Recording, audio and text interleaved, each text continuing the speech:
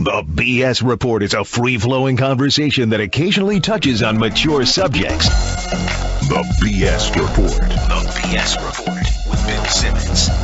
Welcome to the BS Report, taping this on a Friday early afternoon. Anthony Jeselnik is here.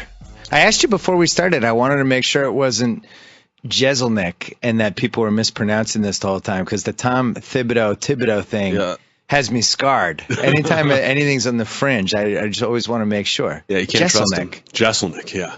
You said people pushed maybe to get a second S in there to make it easier. Yeah, to make it. Why would I do that? Because they think if it was two S's, Jeselnik would sound more correct. But the people always say Jeselnik or Jeselnik. You get Jeselnik? Yeah. What do you do when you say you're calling a restaurant? You say 2 for Jeselnik. Mm-hmm. What do they say? They usually say okay.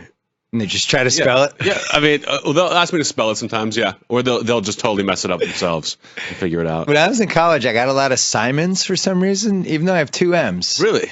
Yeah. That's just their bad. The professor in the first day will be like, is there Simmons? Bill Simmons? I'd be like, it's Simmons with the 2 M's. It's easy. So you've had a show. This is the second season. Although it's all been within 1 year, right? Yeah, we started our first season, I think, in February or late January and did 10 episodes, and then they brought us right back. It's one of those shows that's cheaper the more you do it. Right. So they brought us back quickly in the summer just to kind of see. And it's one of those shows where I've got to get comfortable. You know, like it's basically I'm doing my own late night show. Right. Those guys famously need like 2 years to get comfortable. I've had, now 13 episodes to do as well as I can. So it's a bit of there's a big curve for me.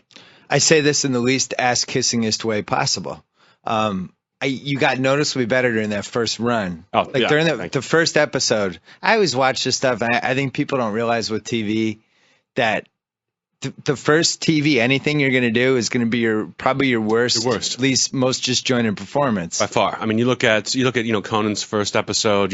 I was on Fallon for his first episode. Oh God, he's manic. Totally. And I knew that was going to happen. I just thought, let me be as comfortable as I can be. I know it's going to be bad, but let me just try not to humiliate myself. Right. I did the first time I did PTI. I actually left it and I was like, that's pretty good. Yeah. And then if I watched it now, I'd want to kill myself. Oh, absolutely. Everything I look back on. Fidgety and frozen faced and all that stuff. But you don't know when you're doing it. You're like, I felt pretty comfortable. Oh, I did Leno on Monday, and I thought it went great. I was getting laughs. Everything was good. And then I watched it that night, and I was talking like a mile a minute. I couldn't believe it. You just picked it apart. Like, you had more energy? Yeah. I was just like, God, what was I doing? I started doing the NBA show this year for us, and it's funny. Like, I never take it personally with TV, because it's like, I'm not a TV person, I'm a writer. So I always felt like if somebody said, oh, you don't do this well, I would be like, yeah, you're probably right, I'll check it out. Yeah. But I noticed like you have all these little tics that you don't notice you're doing in the moment. Yeah. So I could be in the desk and I'd be like this, or like I'd have my pen and I'd be like, oh, I got to stop doing that. I look like a maniac. Yeah. And you just have to learn how to be kind of cool and still like this almost. You really do. And a lot of people they'll move their head around a lot. Nod. You shouldn't do that. And I think as a stand-up, I found out that if you take if you have one goal for yourself, you can always achieve that goal. If you're like, my goal is not to tap my pen this time, then you won't tap your pen, but then you'll do something else. Right. So after you eventually kind of get rid of all your chinks in your armor, that's when you're finally comfortable. You can only really pick apart one at a time. So it takes just experience of going up there and kind of flailing a little bit. Because I noticed like it was probably like the 5th show. I've watched every show you've done. I would say like around the 5th show, I was like, oh, he's getting it. Like this is the hosting thing. And because also like your stand up, you got 2 people there. But sometimes when stand ups are all together, they get in a tendency of just they do their act and don't play off each other. Yeah. But that's what I liked about your show and also Jeff Ross's show. Same thing. It's like you get these people, the comics together, but they're actually like, it's almost like playing basketball. Like you're playing 3-on-3 and you're just trying to use each other, set some picks. And when it works, it's really good, I think. Totally. It's so much fun, especially with 2 comics, because you don't have to worry about someone getting lost, and the pressure's not on one person. You can really just have fun and be loose with it. So everyone has jokes going in. Yeah. Most of the stuff we use is just us riffing and having fun. I got to say, the most riveting guest you have is your ex-girlfriend. Yeah. And she came on the first episode of the second season, and you guys weren't dating anymore, Amy Schumer. Yeah.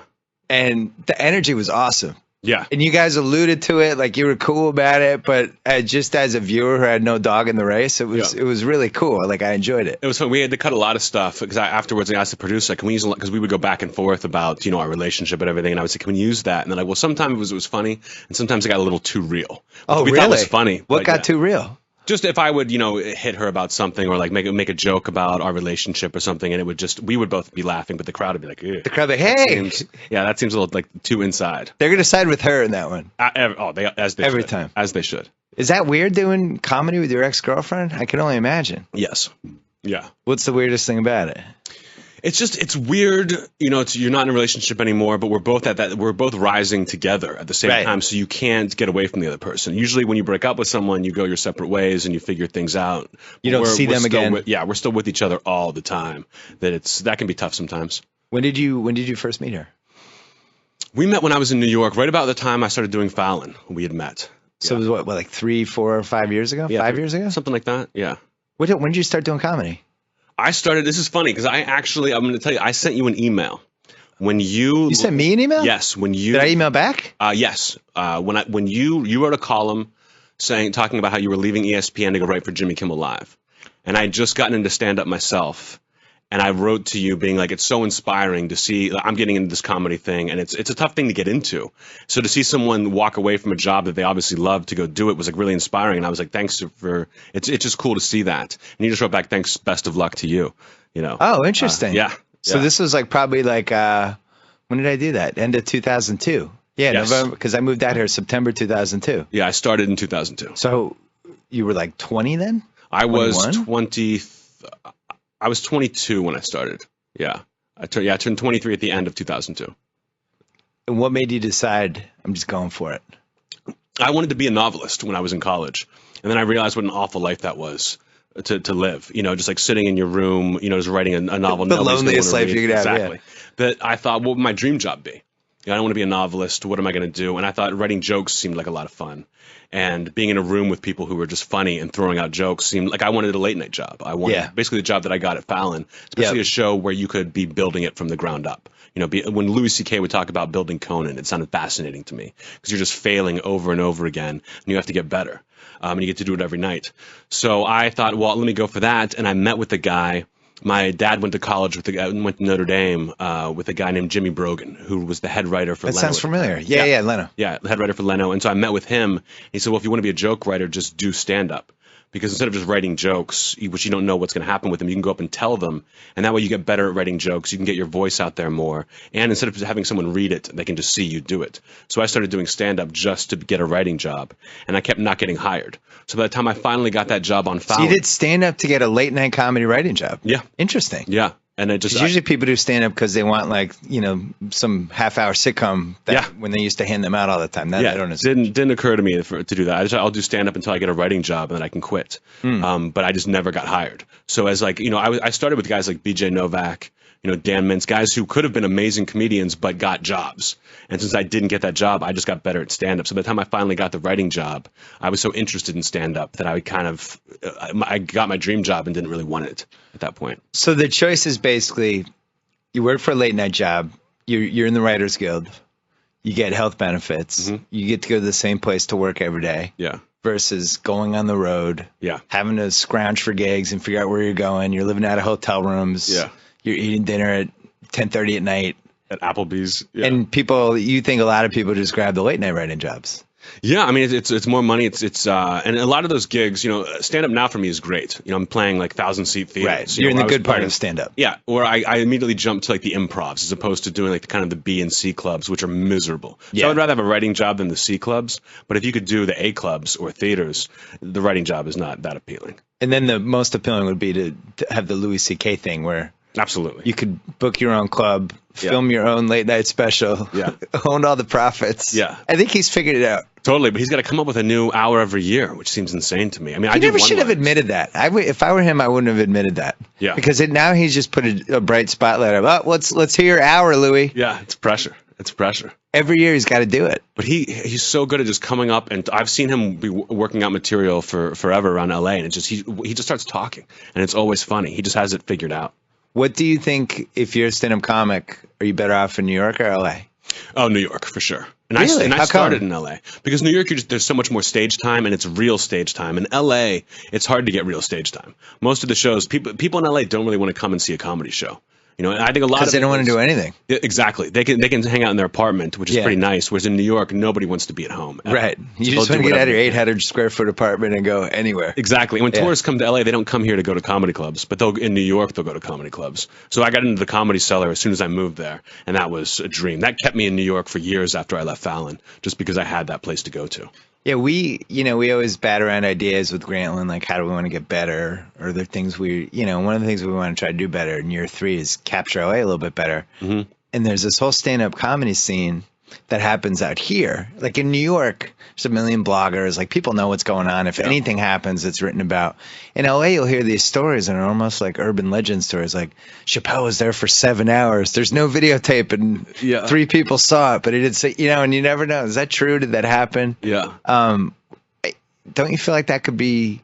It feels like there's more going on than I'm reading about, I guess is my point. In LA? Yeah. Yeah, I mean, there's cool, I think it happens outside the clubs. It happens, there's like a show called Meltdown Comedy at the back of a comic book store on Sunset. And that's every Wednesday night is the best show in town. Really? And yeah, it's kind of it's a little secret, but it's getting bigger and bigger. But there's a great alternative scene here. Like Leno's at in Hermosa Beach on Comedy Sunday Magic nights, Club. like working out one-liners. Yeah. The guy's worth like $1 kajillion. He just does his act. He just loves doing his act. Yeah. And it's funny. People who hate Leno, like the most, people who are just like, oh, he's the worst. I hate him. If they went and saw him do stand-up, they would be laughing from start to finish. Like he's so good that that's unbelievable to watch him perform. I'm torn on him because, I grew up as a Letterman guy.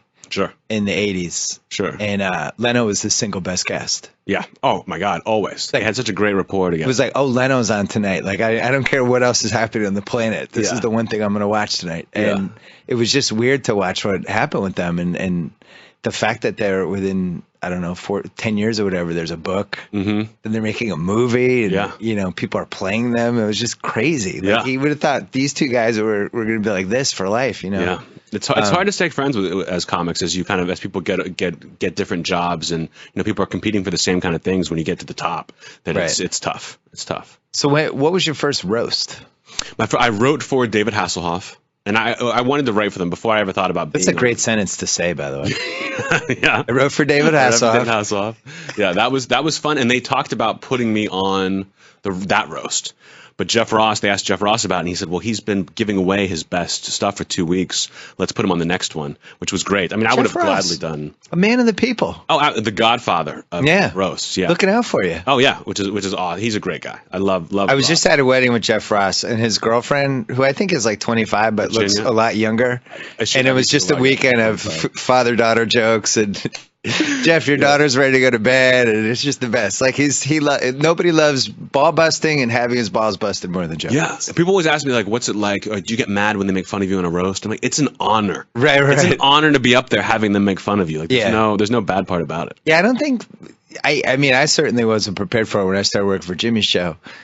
You put all these comedy people in a room, and they're super funny, and the threshold to make them laugh is different than any other human being on the planet, which you're going to do territory, really mean stuff, crossing every possible line, all that stuff. And it's just really hard to make those people laugh. I was always, Corolla was the one guy at Jimmy's show who just naturally could go in any direction. Then Cousin Sal too. Yeah. Just something about them but it's such a hard thing. Yeah. It's like being in an NBA All-Star game or something I could see you know that. what I mean? Yeah. So but the roast thing, it kind of captures what that writer's room is like. Oh my God. Where just everybody's a target, everyone's fair game, anything can be said. Yeah. You know what I mean? Yeah. The writer's room was so much more fun than actually doing the roast because it's like 8 of like the biggest jerks you've ever met in your life. They're these fat older guys who know they're never beginning the roast, so they're bitter about that. Right. And they're just writing the meanest things. And you're doing it until like 2 a.m.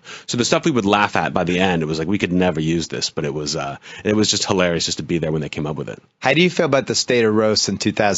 Because it's become like almost a cottage industry. Because I remember like in 03, 02, it was like, whoa, there was these iconic it was unbelievable sets that people they're like, oh my God, I can't believe he said that. And now I can't believe he said that is no longer uttered at a roast. No, the roasts have really changed. And I don't know if it's even for the better. They've almost become meaner. And I think it's more of like a platform now. I think a lot of it was Whitney Cummings.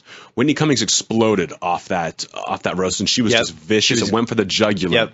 and exploded off. So everyone who came after her, which I think has pretty much just been me and Amy. It hasn't been just like, let's have fun. And you don't know the people up there, so you're not friends with them. It's like come up and just cut throats. So people don't want to do it. People don't do the roast because they're kind of afraid of us. They're afraid of what I'm going to say. And now that after the situation bombed, with Twitter now, because remember in the roast in the past, there would be people on the dais you would never see perform. Like you would see like Big Pussy from the Sopranos at a table in the back, and before they went to commercial, they would show Big Pussy up at the mic, kind of telling a story. But you would hear a snippet of it, and then they would go away to commercial. They come back, and you never hear about it again.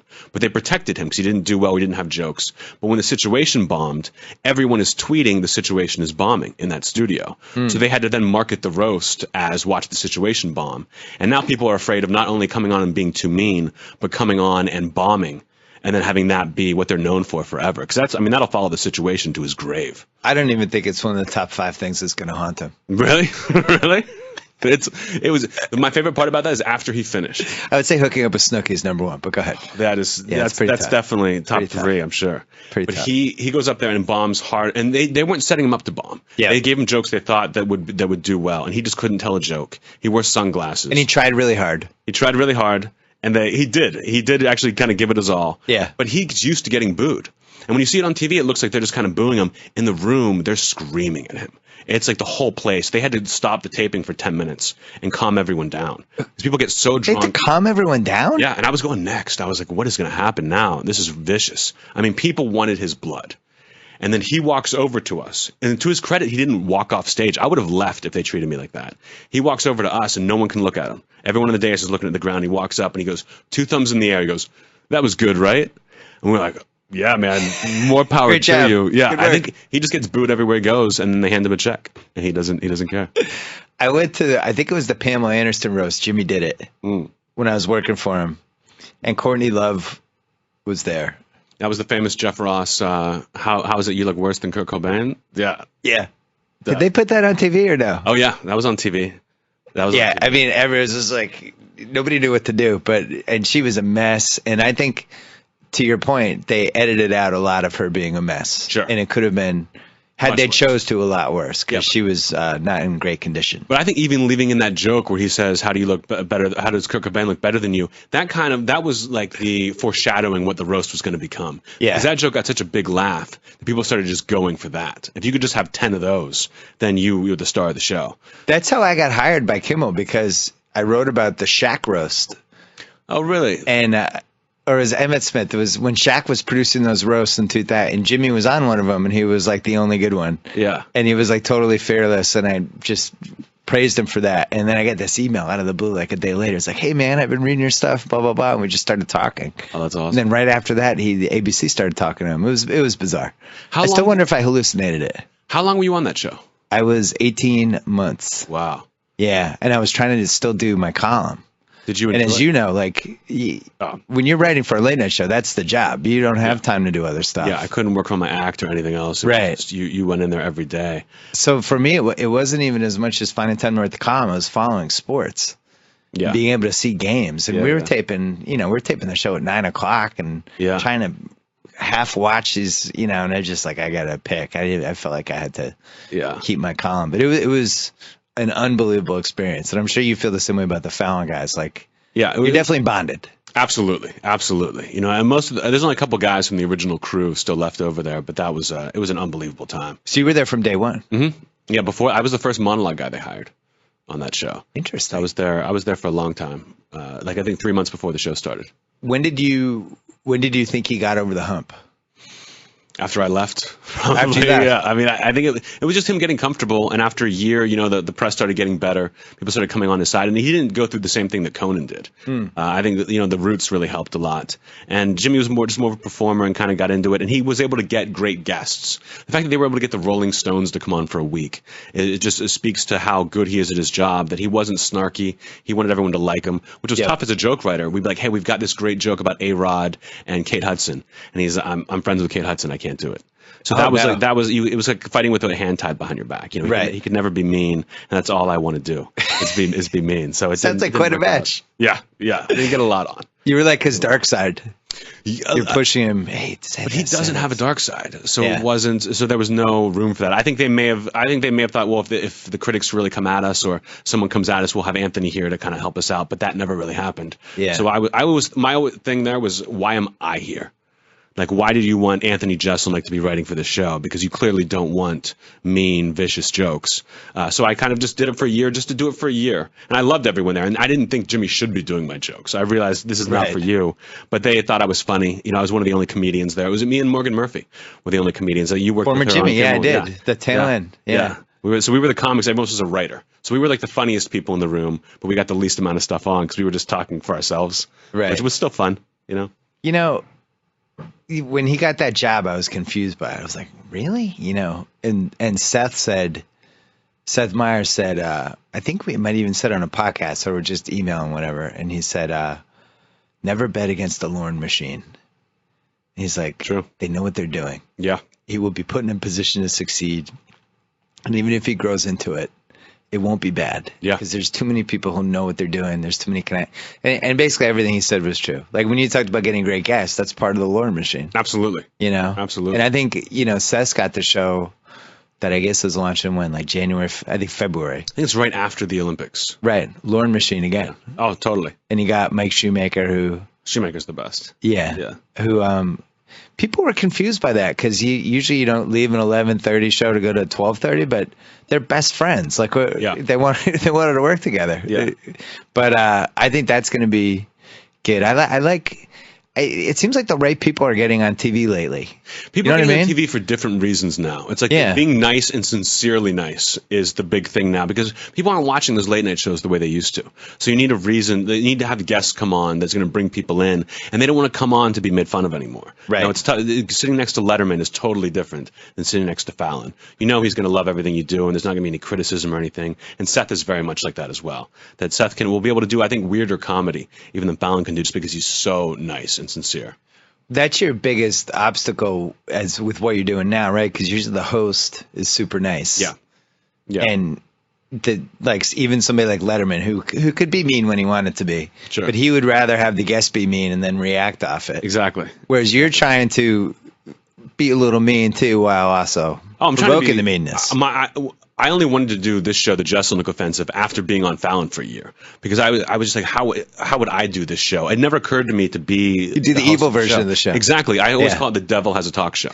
And I don't have even that person. Like a lot of times they'll have a sidekick where I could say the mean thing and the sidekick says, oh, that's too far. That's too mean. And then the audience can feel more comfortable. Even though I'm still just as mean, just having someone say something takes the pressure off. I don't have that. Right. So I just have to be mean and try to just sell it, which is the challenge, but it's really fun to do. There's no reason a show like mine should work, but it does for some reason. And probably 10 years ago isn't a show because... Oh, not at all. Now the way TV's going with niches. Exactly. Niches? Niches. So one of those words I've never been able to say. There's no right way to say it. But that's where TV is now. Nathan For You is not a show 10 years ago. Not even. Now that's a show that's a season pass for me. We had him on the podcast actually. Oh really? He's great. Great. Yeah. And a really good show that I enjoyed and went in a different direction every episode. But it's good. Stop trying to make everything more broad. Yeah, you know, it's like do what you want to do, and we'll see if the audience is there for it. Because whenever someone tinkers with it, you're just making it worse. So how'd you pitch it? I pitched as soon as I left Fallon. I pitched it. Devil as a talk show. I'm going to do my version, and they said it sounds too much like Colbert and Stewart. We're not looking for that. And then after I did the Trump roast, they're like, "What do you want to do?" I said, "Same thing," and they said, "All right, let's try that." It was supposed to be a 4-night-a-week show. On at midnight after Colbert. 4 nights a week? That's what they were looking for to compete with Adult Swim, who was just kind of killing them after midnight. Right. And then they had a bunch of people try a 4-night-a-week show, and then they decided the budget was too much. So now I think they're putting a Chris Hardwick kind of game show in that midnight slot. But they liked my show enough they thought, all right, we'll give you a 1-night-a-week show. You would have had to do a different show if it was 4 nights a week, I think, right? It would have been to tweak it. It would have been a little different. It would have been a little easier, I think. You know, Bill Maher once said that doing a show 4 or 5 nights a week it can only be so good. But once you have it 1 night a week, it's got to be great. Got to kill it. Yeah. So there's I would still do a monologue, but the jokes would be weaker because I don't have a week to do it. I have a day to do it. And then the Act 1 piece would be a little more low budget. I wouldn't be able to go out and film something every week. And then would rely more heavily on the panel, I think. Bill Maher, I guess, would be the best example of somebody who will definitely go after the guests. Oh, yeah. And we'll provoke them. Yeah. And if he doesn't like them, we'll just run them off the stage. Totally. Basically, we've seen him do it. I'm always surprised they always get that conservative guy on, to sit on the far left side and just the punching bag guy. Yeah. The crowd's going to boo everything he says, and they just have to get through it. I'm shocked they get someone to do that. I would be afraid to go on that show. Oh, absolutely. I feel like it's almost like you have to fire back at him immediately, and then you're fine. But when he lobs that first grenade at you, if you don't pick it up and whip it back at him, that's it. He's just going to feast like a hyena. Yeah. I knew. It's a fascinating show. It is. Especially when there's stuff going on. Yeah, absolutely. Like right now. You've seemed like most part you shied away from, or you on your show, you're shying away from the Bill Maher type stuff. And I don't really care about the political side of things. I'm more into human nature. I like the death, and I like trying to make difficult subjects that are difficult to make funny. I like going after those, and I think Bill Maher, a lot of it is kind of preaching to the choir because his audience loves him. Right. When he says a comment about, Michelle Bachmann, they're going to cheer. There's no risk there. I like the risk. That's why I never do political comedy, because people either totally agree with you or they don't, and you're never changing minds. It's more fun to me to talk about experiences that everyone has. Everyone's experienced death in their life. Everyone's experienced tragedy. So let's try to make people laugh at that. Is there a moment during how many shows have you done now? Like 12? I taped my 13th episode last night, so it'll air Tuesday. Was there a moment you felt like, ooh, that one went too far? No, I never think that. But I think sometimes I make mistakes. Sometimes I fail as a comedian, as an artist with a joke, or I'll try to do something, but I don't mind the failure. Failure makes me want to work harder. If I never failed, I would be a worse comedian. So I like it's almost like a company that said they don't have any failures as products. They're not trying hard enough to revolutionize things. That I've never regretted a joke. I'll say that. But I've definitely had that didn't work. I like that attitude. I kind of feel the same way. Like, what the hell? Yeah, who cares? You're not going to know unless you try it. Sure. And it's just a joke. Even if a joke is amazing, it's still gone after you tell it. Right. It can't live that long. But a joke that's bad, who cares? If someone gets offended, they're only offended for so long. You don't really hurt someone when you offend them. They just get offended, and then they forget about it, and they go on with the rest of their lives. But people also know the conceit you're coming from. Like, I feel like if I just told one of your jokes on Twitter, just randomly out of nowhere, people are like, oh my God, what just happened? And then so it's almost like you buy yourself a little leeway. I think Jeff Ross is like that, and sure.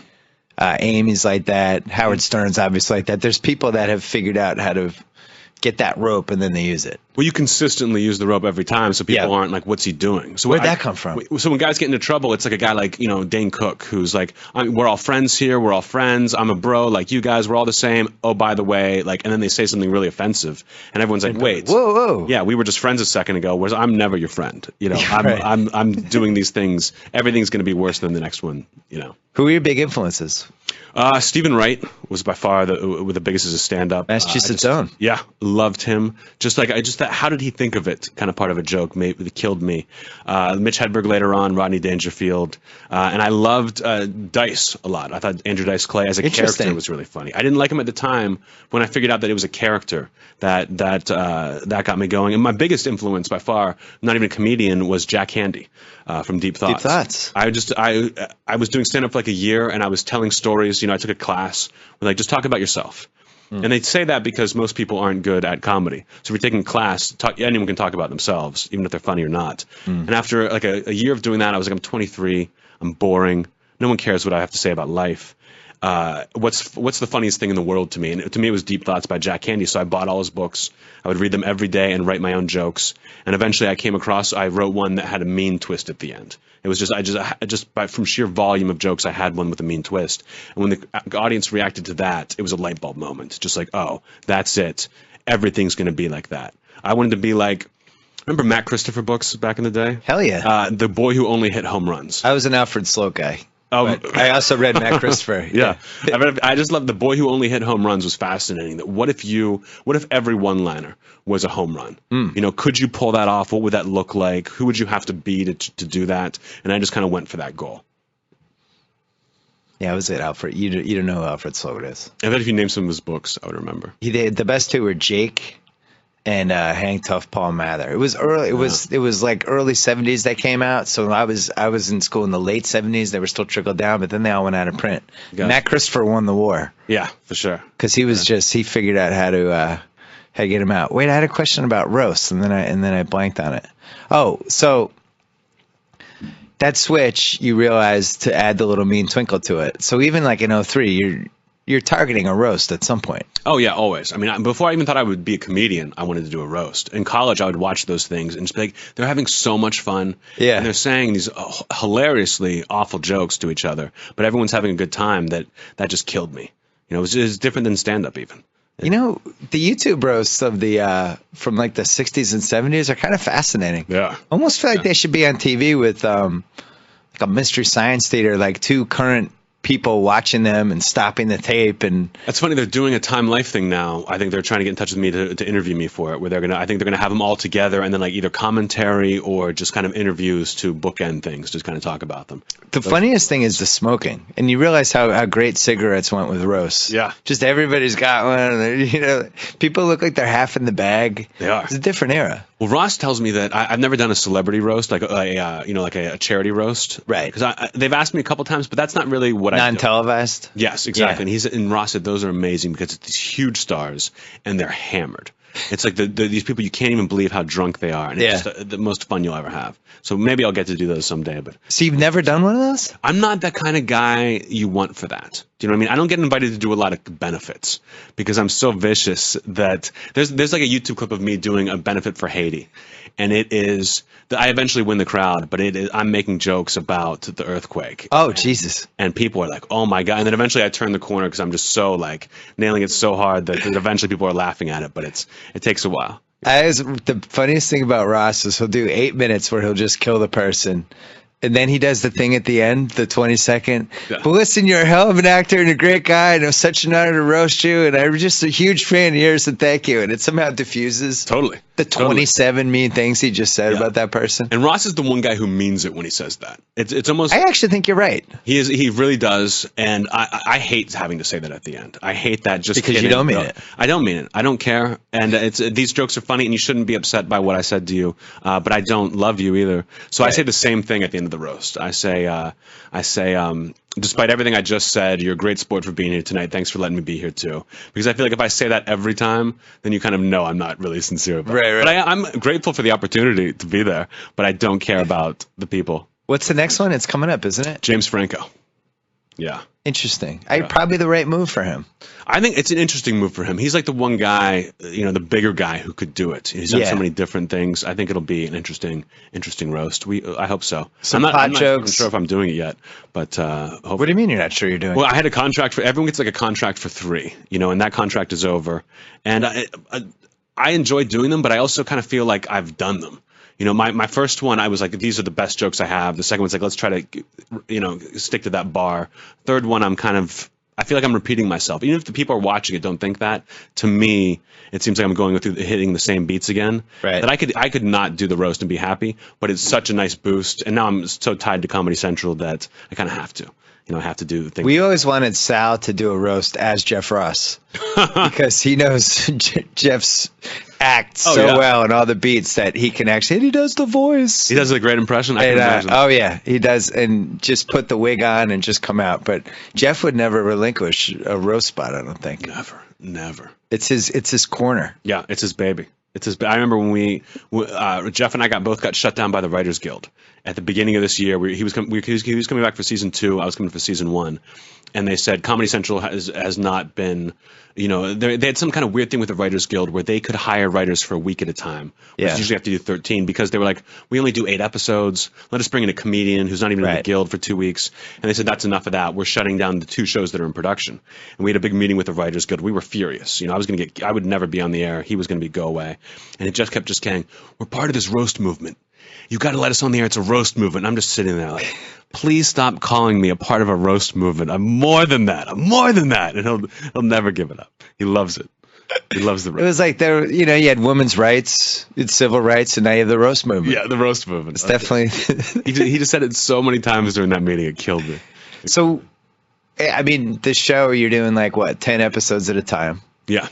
And then the rest is stand up. Yeah, I leave. I have this time I have like a week off, but I go right on the road because the whole time you're just at the end of the show, look at my tour dates, and then you get to go out. And instead of doing a club, 6 shows at a 300-seat club, I'm doing 1 show at a 1,000-seater. It's so much more fun to do. When do you get to the stage of your career when some movie studio gives you like $3 million to be the love interest in the chick flick with like I'm trying to think who, I guess like Emma Stone. She can't get married, and she has to. You have to pretend you're her boyfriend at the company barbecue. But then a series of things happen, but then you actually like each other. When do you get to be in that movie? Those things come up, but I don't like them. Like I'm not an actor. I'm not shocked that you wouldn't like them. Yeah, no, I don't want to be the cute guy. The cute boyfriend. I always say I want to be the dickhead boyfriend of the main character's love interest. Oh, I like it. You know what I mean? I want to play. That she doesn't end up with. Exactly. The guy that she's with, but he's like he's cheating on her. I want to be like Kilborn in Old School. That's give me a couple scenes. Let me be like those 80s movies. Right. Remember Back to School? The blonde guy in the diving team who was just like the worst guy Billy ever. Zabka. Yeah. Chaz. I want to be Chaz. Exactly. Those things sound like fun to me. So when those things start coming up, maybe I'll jump into some movies. You just described James Spader for the entire 1980s. Yes. He was in like 4 of those. Yeah. Yeah. And then he did Sex Lies and Videotape to diffuse. Brought him back. But that'd be good. Yeah, I like being the bad guy. Being the villain is fun to me. Like those old school WWF wrestlers, bad guys, cracked me up so much. And how everything was just about being hated. It was hilarious to me that I just want to be the villain. It was funny. We were talking about this because we had this piece on Grantland yesterday about the lost Andy Kaufman tapes that just came out. And he was somebody that would just, at all points of his life, was just f***ing with everybody. Yeah. Sometimes would just pull out a cassette to do it. But when he did the whole wrestling thing, it really was one of the greatest things that's ever happened. It was amazing. He really committed to it for 9 to 10 months. Yeah, and the only joke was making people hate him. Yeah. The only joke is making people hate him. I'm from Hollywood, and you guys are so stupid, and you're dumb, and and it was just for 10 months, he just never got tired of it. He hit every button to make people hate him. That could be something you might have to step into for a week. Kind of just start wrestling people, you think? No, not wrestling. I think almost like a mean manager. Yeah. Oh, that would be fun. I would do that in a heartbeat. The crowd, 18,000 people chanting that you suck. Oh, so much fun. Now, when I'm on stage now and I'm doing these 1,000-seat theaters, I'm trying to get them upset. Like at the end, I'm like, let me try to get a joke that you guys aren't into that upsets you guys. And I can't do it because they're there to see me. So at the end, I have to just like attack their sports teams. The only time I try to get St. Louis to boo me for like an hour, and finally I was like, the Blues are the worst hockey team in the world, and there was just a cascade of boos, and it felt great. It felt great to hear that. Like, I did this. And then they forget about it and they move on. A couple of wrestlers have figured that out over the years where they'll be in St. Louis and it'll be like, blah, blah, blah, like your lousy hockey team. People are like, whoa! Yeah. And they get so upset. It's just the quickest way. Yeah. Like, if you came to Boston right now and made a joke about the Pats dynasty being over or something, they might charge the stage. Absolutely. It's like way too soon. Yeah. So the girls. So you're playing like a little bit of this villainous comedian persona. Do the girls like that? Yeah. I mean, the ones who get it do. I would say, like, people are like, oh, girls must hate you at your shows. They must really hate you. And I would say, no, stupid girls hate my shows. It's the ones who get it. If you get that I'm joking up there, then you love it. If you think, oh, is he being serious? Which is so dumb to me because I'm a comedian at a comedy club doing jokes. Obviously, I'm joking. But I have a lot of female fans. It's more than you would think. I would say it's closer to 50-50 than... You're like the guy they know they shouldn't like, but they can't help it? I think of it as like I'm like the guy in prison who they write letters to. There's like something safe. I'm such a jerk that there's like something safe about it. And I'm always surprised. Like some girl will come up to me after a show with total confidence and be like, let's go. And I'm like, I can't believe after seeing me do all that you would feel comfortable coming up to me and approaching me like this. Right. It's crazy to me. How many comics have you dated? Because usually the comics it gets very incestuous. So you guys are all on the same schedule. I know I'll never do it again. I know that Amy was a great relationship. I have no regrets about Amy, but there's comics I dated before where it was just a total disaster. It was, and you think it would be fun. Like, we'll just talk about comedy all the time. It'll be great. And there's so many insecurities and, people are going up and down. Amy and I survived so long because we were at the same level for so long. Right. That and rose at the same time. Yes. Yeah. Like both good things were happening to you concurrently. Yeah. And I think even better, I was like a little bit of a step ahead for a while. Like I was the first guy on Jimmy Fallon doing stand up. She was the first girl. So it was like I was there first, but then so we could enjoy it. And then when she got on the roast, then we were at the same level kind of going up. And it helped a lot. My theory on this is that celebrities who are relatively at the same level can't last together because eventually one of them is going to do better than the other. And celebrities are competitive. Yeah. I don't know if you agree. I do 100%. There's just I think you just define happiness in different avenues, like that. She's doing more movies. I'm like, I'm going to stick to my show and my stand up. She's doing that. She's going to write a book. Hopefully I'd like to write a book someday. It's just you try to just keep your eyes on your own paper and keep going forward, but enjoy each other's success as you go. But it's at least both people are being successful. So it's a little easier. Jolie and Pitt, I think it's coming to an end because he stayed up there. You think so? Jolie's kind of going down a little bit, but I think it was like her choice. She was like, I'm going to take time off to direct a movie and have more kids. And she's getting this on this UN kick or whatever the hell she does. That she's kind of she's rationalized it. Exactly. Well, she's just kind of that path is only going to last you so long. So let's try to make my own exit as opposed to having people just stop calling you because she's still a babe. I think a good one is Reese Witherspoon and Ryan Phillippe. Right? Cruel Intentions. They're dead even. Yeah. They're passing like the first quarter of the track. Yeah. They're even. We're going to date. We're the two stars of the movie. Yeah. And then she becomes the biggest female star on the planet. Huge. Yeah. And you just can't last. Can't do it. I think it's tougher too when the guy is the less famous one. I agree. Totally. It's that machismo. You can't. You can't deny it. Yeah. If I was dating some other sports writer in 2001 and we married and then they just became like a phenomenon out of it. Yeah, I think I would have taken it personally and resented them the entire time. The only time that's just who I am. The only time it was hard with Amy would be during roasts when people are making fun of her. Oh, interesting. And then I turn into boyfriend mode. I can't, no matter how funny the joke is, I'm ticked. You know what I mean? So I can enjoy when they make fun of me and have a good time. But anytime we turn to her, I'd become the boyfriend again, and I'm just pissed. Just flat out pissed. It's funny because at that 03 roast, a couple of people went after Sarah when Jimmy and Sarah were together. Yeah. And you could see in his face, he's like, but then you try to get this Greg Giraldo actually, who's not with us anymore, but he took a couple shots, and then when Jimmy went up, he made a point to go after him. You got it. Sal and I were sitting in the stands. Oh, this is on. It was great. But yeah. The other thing I've noticed with comedians, Jeff and I have talked about this. When one of them, the comedians, it's always like you go at each other, but there's like a certain level of kinship. And then when somebody passes away, the outpouring is unbelievable. Yeah. And then you realize like it's this whole community, and we saw it recently happen with Patrice O'Neal. I almost don't feel like there's another vocation quite like it because you guys are all bonded by what happens on the road and all these late nights together and stuff. A lot of people are brought down by their demons, and every comic has demons, so it's kind of you have to look at yourself and you just remember all the great times you had, and you would never think comics seem immortal. Giraldo seemed like he was going to go forever. Patrice seemed like he would go forever, even though you knew there was something wrong there. Right. When it happens, it's just it's always tough, but it is fun how comics always get together. Like when I was in New York, whenever a comic passed away, you knew everyone was going to go to the Comedy Cellar that night. Yeah. Just tell stories, and everyone would get drunk, and by the end you're laughing, remembering things. It was really therapeutic and nice. What do you think of Louis' show? Love it, but it's one of those things I feel like it's for me. Right. And sometimes it's not funny at all. It'll be incredibly self-indulgent, but I love when artists get incredibly self-indulgent. That's interesting to me. So I like that he has that platform. I mean, he's definitely number one, but even more interesting than what Louis is doing now is thinking of who's going to come and take over. Because if you look back, it was Seinfeld, Chris Rock, Dane Cook, maybe Gaffigan for a little bit, and then it was Louis kind of took over, and now I'm wondering who's going to come up next. Next generation? And I don't think it's the next generation. I think there's people still working. I think it's going to be Bill Burr. I think Bill Burr. Really? He's on the podcast next week. Oh, he is? Yeah. Oh, great. Boston guy. Oh, yeah. Hilarious, awesome guy, and working so hard right now. You think it's going to be Bill Burr? Yeah, because Burr. That'd be our first win in Boston sports in a couple of years. Since 2008 Celtics. And Louis just doing movies now. He's kind of getting sidetracked by other things that I think Burr is going to be the next one up. Actually, the 2011 Bruins was our last win. So Bill Burr, we're ready. It's 2 years since our last title. Yeah, the Bruins. Do you think Bill Burr? Who else? Burr. I think it's got to be Burr, and then you never know who's going to come up after that. It just depends on who puts the work in and decides I'm going to be the best stand-up. But after Burr, I have no idea. But I would put a lot of money on Burr being the next guy.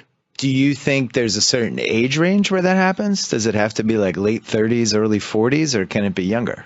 I think you have to have the experience. I think you need the 20 years of stand-up. So I think you have to be older. And plus, more people. The older you get, the more people can relate to you. You know, no matter how funny you are, if you're 22 years old, half the audience is saying, "Who the hell is this kid? Yeah. You know, why are you telling me anything?" But I think you need to be older. I don't think you can break.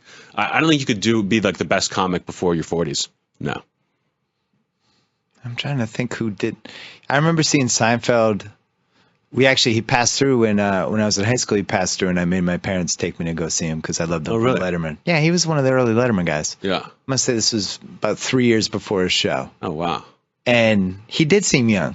Yeah. But it was basically all the same beats that he hit eventually. I guess the 20 years thing, just the experience and the comfort level. Now you see him like even now when he does it, and he does like just the Vegas and stuff like that. But sure. But I think the younger 100% confidence. Totally. I mean, he was the master of the performance of it. But those old school guys were at a disadvantage to the people now because they didn't have YouTube. They didn't have the comedy album wasn't a big thing. They would have an act and they would do that hour forever. They would do the same hour for 20 some years. But now everyone has to keep on churning out material. So you think YouTube was good for stand up? I think it makes them work harder. Yeah. You know, I think it's certainly an opportunity. It can burn some stuff, but you just have to keep creating. You know, which I think helps comics to just get better and more unique now. Andrew Dice Clay YouTube wouldn't have been great. No, he was like an experience. He was like the first guy to do that. You just kind of went to see him. I mean, it's not like he was that funny. When I was in college, he sold out the Worcester Centrum. It was like 18,000 people. Wow. Oh, wow. Yeah. He had a run. I mean, it didn't last long, but it was a run. But he would do genius stuff, too. Like, he would have these nursery rhymes and stuff, and now he hates, admittedly, and it was good stuff. But have you ever heard The Day the Laughter Died? I don't think so. Produced by Rick Rubin. Chris Rock calls it the best comedy album of all time. Andrew Dice Clay, unannounced, walks into Dangerfield's Wednesday night early show to 20 people in the crowd with no material. Nothing. Just goes up and just starts talking. And he keeps saying, this isn't about being funny, it's about comedy. And it is one of the most fascinating listens in the world. He did Volume 1 and Volume 2. And the fact that he did it is amazing. The fact that he put it out as an album is unbelievable. It's on iTunes. It's unreal. Yeah. That's when you know he's a genius, but based on that. My favorite comedy ever, or segment or stand-up or whatever ever, was Kinnison on the Dangerfield special that time. That was the hardest I've ever laughed. I was in high school. I just couldn't believe it. It was like a nuclear bomb hit my house. I just didn't even know it was happening. Yeah. I just barely knew who he was. I don't even know if Back to School had been out yet. I don't think so. And Dangerfield, I think, knew him because they had filmed Back to School. And it was just like, no, it was just. Well, I think I remember where I saw brought him into Back to School because of that. Like, Dangerfield handpicked those comics who were on his shows. Yeah, I forget what he definitely, Back to School hadn't come out yet. I don't think I'd ever seen him before. I had no idea who he was. Yeah, he blew the doors off it. And it was like a nuclear bomb. Yeah. It was just unlike anything that had happened. I don't even think he'd been on Letterman then. No. But Letterman used to have, he used to have his old guys that he went up with, and some of them were clearly guys that, who'd give him Letterman money for cigarettes in like 1978. He felt indebted to them. Exactly. There was that crew. Yeah. But then he also had really good taste at who the up and comers were. Yeah. He had Carson would always get to those guys late. Yeah. Yeah. And Letterman was breaking them. Yeah, Letterman at the time, and now Letterman doesn't seem interested at all at having comics on. Not many late night shows do anymore. It's just the way the doesn't the research say that people check out because if they don't like the comics, they check out if it's a band, or people stop watching anyway. But a band or a comic, it's the worst ratings you're going to get, by far at the end. But no matter what you put in there, I think it would be bad just at the end. But those things don't help you at all. So what do you see yourself doing in 10 years? I don't know. It's weird to say I've accomplished everything I ever thought I could accomplish in comedy. This TV show was never a dream of mine. It was just like, I'm in this position now where I can do that. It sounds interesting. I have total control. Let's do it. That after the show's done, I'd love to be able to do 5 or 6 seasons of it, and then keep doing stand up and just see what comes my way. If a movie role came up that I liked, maybe I'll write a movie. I'd like to eventually write that novel, but I don't know when that'll happen. But I know you don't stay hot forever in this business. So when things cool down, we go for a book. But I'm just going to take things as they come. It's fun to do.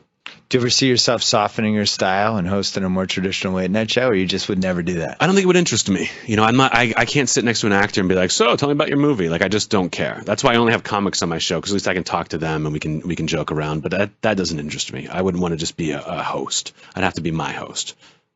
So tell me about season 9 of Grey's Anatomy. Yeah, no way. You lost a kidney this season. Even Fallon is so good at that, and even every once in a while I can tell, like, you do not want to be talking to this idiot right now. There's little tricks you get, like if in the beginning of Fallon, if he talks to the Roots a lot, he's not psyched about the guests he's got coming up later on. He'd rather be talking to Questlove than be getting into to Grey's Anatomy. Well, we did that first year at Jimmy's show, and it's come half circle. I don't want to say full circle. It's come half circle because they had 4 Emmy nominations yesterday. The writing staff got nominated, which had never happened. That's never happened, yeah. But that first year, the guests, like we'd have as a lead guest, it would be like the 4th lead on some ABC show, and it was miserable. And Jimmy had to sell, so how'd you get it? And he just, you're not going to be interested in those people. They're people you would run into at a party and talk to for 2 minutes. Yeah. And that was the first 9 months of our show. I remember Morgan Murphy telling me that you guys were not in the newspaper. It would say late night shows, and it would be Leno, Conan, Letterman, Ferguson, whoever was there at the time, and then they would not list Kimmel. He would have to call every day to be like, why are you not putting me in the paper as a legitimate show? Yeah, took forever. Took forever, and then just the series of baby steps, and then it happened. For Fallon, I'm not sure what the baby step was, but all of a sudden, I think the YouTube culture really helped him. He was the first guy to embrace that. Yeah, he embraced it. And I think the Roots helped tremendously. People would tune in just to watch the Roots on that show. Right. And Lorne Michaels said a great thing to me. I met Lorne Michaels once or twice when I was working on that show, and he just said, when it comes to this business, and especially in late night TV, the longer you're there, the longer you're there. In the beginning, everyone's going to attack you. Yeah. You just keep surviving, and you're there for 2 years, and all of a sudden, no one would ever think to make fun of you because you've just been there. All of a sudden, you're an institution. So you just kind of have to survive in the beginning, and all of a sudden, you're just part of the landscape. I remember thinking with Jimmy, because he was learning on the job in a lot of different ways. Oh yeah. And I remember thinking I'll know he's made it when he tells a joke that bombs, and he rides the audience reaction with it, and has fun with it. Because that was Carson's greatest skill. Carson was his funniest when he told a bad joke and the audience reacted bad and he knew it. That look on his face was and so it was great. It must have been 5 years in, and all of a sudden he started doing it. But that's how long it takes to get 100% comfortable. Yeah. But it's fun, I'm sure. So you're studying yourself a lot on these shows, or?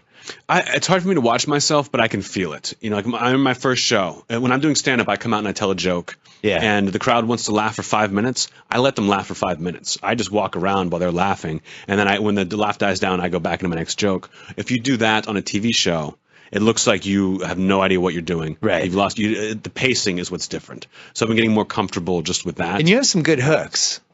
The tweets thing is we've had a couple. Could almost be its own little spin-off show. Yeah. People love it. People love it. I love it. I mean, really, you could do one, but then film 2 more and just put them online or something. Yeah. Now when I do interviews, do they know what tweet you picked or no? Yes. Yeah, they know. We tell them right before. Because sometimes they're just only because sometimes they're listen, this was something that I was talking to a friend, doesn't make any sense. Pick a different one. But we don't say, they don't say, give me a better tweet to defend.